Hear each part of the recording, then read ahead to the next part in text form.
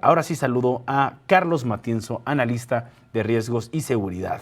Carlos, muy buenos días. Carlos, buenos días.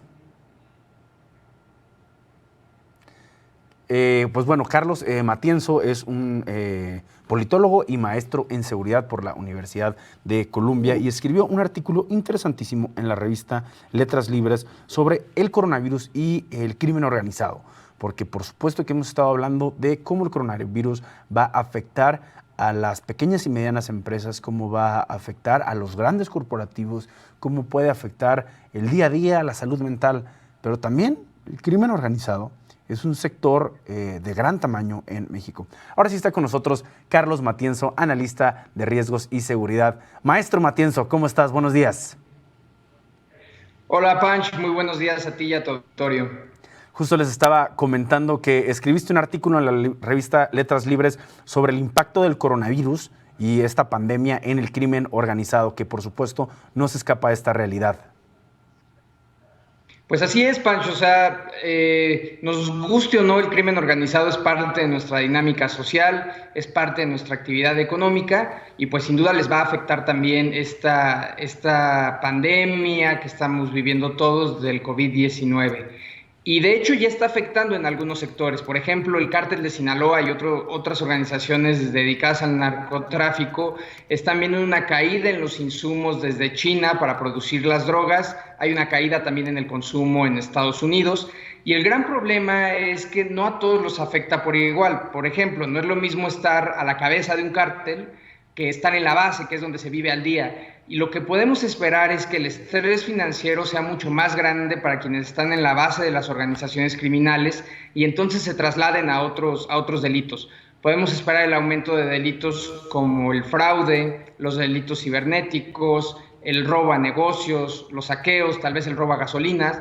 Entonces, si bien es posible que veamos una caída inicial en la violencia, así sucedió, por ejemplo, con el H1N1 o sucede durante los huracanes, obviamente la actividad social se para y entonces la criminalidad se reduce, la violencia se reduce, pero esta crisis, la crisis del COVID-19, es tan profunda por su duración y por su magnitud global que es posible que conforme dure la crisis, entre más dure la crisis, mayores incentivos haya para que los criminales busquen, digamos, las rebanadas del pastel criminal que queden disponibles, y a eso hay que agregarle que las Fuerzas Armadas estarán priorizando su trabajo en atender la crisis sanitaria. Por ejemplo, la Guardia Nacional verá un nuevo despliegue, estará principalmente en carreteras, hospitales y centros comerciales para evitar saqueos. Entonces va a haber estados como Sinaloa y Michoacán que verán menos presencia federal y entonces conforme se alargue la crisis puede entrar en desesperación tanto el crimen como las comunidades y por ahí hay que estar muy atentos a una combinación de estallidos criminales y estallidos también, digamos, de corte social como grupos de autodefensa que conforme esto se prolongue pues entren en mayor desesperación. Y por último te mencionaría un foco rojo más que son las cárceles. En Brasil y en Colombia hemos visto levantamientos al interior de las cárceles que han terminado con decenas de muertos. Entonces, por ahí también hay que poner mucha atención. Y finalmente, bueno, entraremos también en una crisis económica de una caída de alrededor del 7% del PIB. Eso generará desempleo y eso también es un incentivo para que se incremente la criminalidad. Claro, el coletazo económico también trae consigo un problema de crimen organizado ante pues, la alternativa de la mala vida, por así llamarlo. En el artículo me sorprendió que mencionabas el caso de la influencia H1N1 y los efectos que tuvo en México, que ese es el paralelismo que haces. De nuevo, esto no es nuevo, ¿cierto? Claro, no es nuevo. Y lo que vimos durante el H1N1, que principalmente pegó en mayo de 2019, que es cuando la contingencia estaba formalmente declarada, es una reducción en los homicidios dolosos, particularmente en los homicidios vinculados a la delincuencia organizada, y esto se observó solo en ese periodo de 2019 y en el resto de años de ese sexenio que fue muy violento, recordemos que fue la guerra contra el narcotráfico de Felipe Calderón, solo en ese mes, solo en mayo de 2009 vimos esa reducción. Ahora, por un lado, eso sí nos ayuda a prever cómo será inicialmente esta crisis de ahora, de 2020, y me parece que en abril podemos esperar una reducción de la violencia en México, que digamos abril ya es el mes del distanciamiento social como tal, pero la gran diferencia entre COVID-19 y H1N1 es la duración de la contingencia. Por lo que hemos escuchado del doctor Gatell, podríamos esperar que las medidas de distanciamiento se puedan alargar en el peor de los casos hasta julio, por ejemplo, y entonces obviamente el crimen organizado como un negocio, pero un negocio criminal, pues empieza a tener estrés financiero como cualquier negocio y entonces van a buscar formas de incrementar sus recursos y pues bueno, seguramente será incursionando en delitos que estén disponibles. Como te decía, ciberdelitos, hay que estar muy atentos en casa con eso, con los fraudes telefónicos, porque pues estos criminales van a tratar de buscar ingresos de una u otra forma.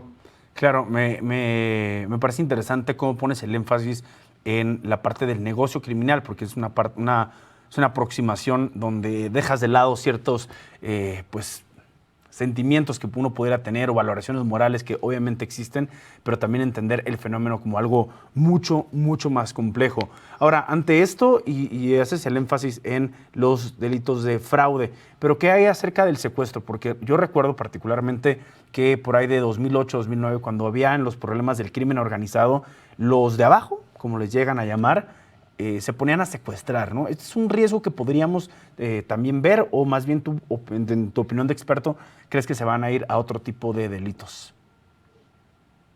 Mira, en principio, si la gente cumple, como creo que está sucediendo en ciudades como la Ciudad de México, las medidas de distanciamiento social, digamos que los delitos que implican interacción humana, física, se verían reducidos, ¿no? La lógica sería que haya menos robo a transeúnte, menos secuestros, haya menos robo de vehículo en la vía pública, menos robo de casa-habitación también, por ejemplo, porque la gente está en casa, entonces los incentivos para las oportunidades, digamos que esta es la teoría de las oportunidades para los criminales, se reducen.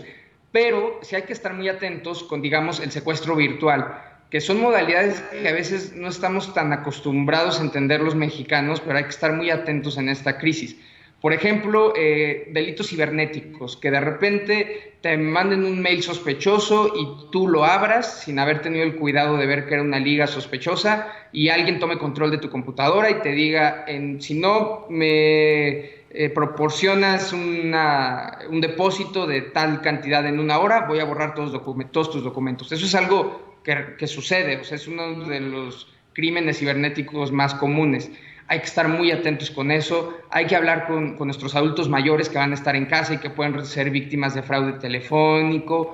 Hay que, por ejemplo, las empresas tienen que ser muy cuidadosas, porque cuando estás dentro de una empresa en oficina hay muchos protocolos de cómo debes usar tu computadora, ¿no? Qué mails puedes abrir, qué páginas puedes abrir o no. Y ahora que todos estamos trabajando a distancia y probablemente muchos estemos usando una VPN para estar trabajando, digamos, remotamente en los servidores de las empresas, pues bueno, hay que también reforzar los protocolos, ¿no? Hay que ser muy, muy cuidadosos con la parte cibernética desde mi punto de vista, porque digamos que es el espacio natural en el que yo vería un salto de los criminales. Te reitero, hay otros, el robo de negocios también será particularmente un foco rojo, pero ahí depende más de las autoridades estar cuidando, estar vigilando centros comerciales, plazas y demás, y los saqueos por último, ¿no? Que ahí es una combinación de crimen, pero también de levantamiento social, que desgraciadamente lo hemos visto recurrentemente en México, ¿no? Perfecto, Carlos, pues esa es una muy buena lectura para entender otra perspectiva del coronavirus, la parte de la seguridad del crimen organizado y ojo, atención al tipo de crímenes que pueden levantarse. Carlos, fuerte abrazo, muchas gracias. Un abrazo, Pancho, un saludo.